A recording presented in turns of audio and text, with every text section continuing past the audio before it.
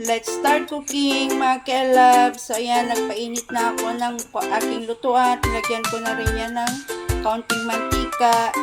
Yan, una kong gagawin, magigisa muna ako ng bawang at saka sibuyas.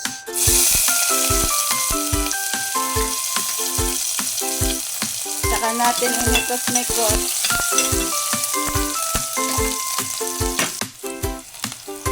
Pagkagisa sa bawang at saka sibuyas, sunod naman igisa yung kamatis.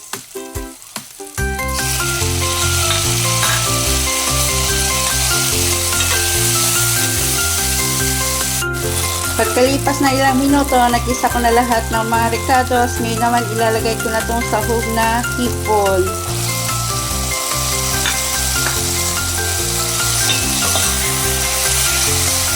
Lalagyan ko ng konting asin na pampalasa.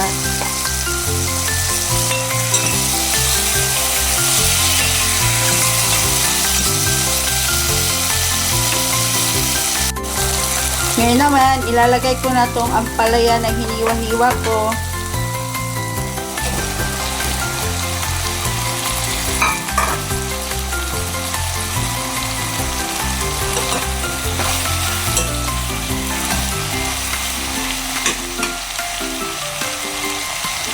Lagyan natin paminta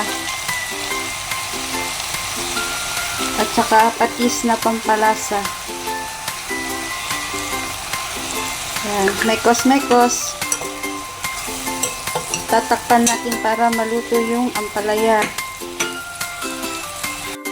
Pagkalipas ng 5 minuto, luto na yung ampalaya. Ngayon naman ilalagay ko na yung itlog na 3 pirasong binatil ko.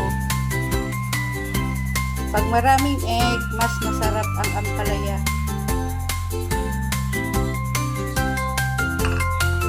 Ang technique po pag nagluluto ako ng ampalaya, hindi po ako naghahalo ng halo sa ampalaya. Para hindi daw siya mapait, karon daw ang technique nila. Yan, konting simmer na lang, maluluto na ating ulam for today's lunch. So ayan mga ka-loves, luto na ang ulam para sa tanghalian. Ginisang ampalaya with egg and prawn. Simple ideas mga ka-loves sa mga wala pang ulam diyan.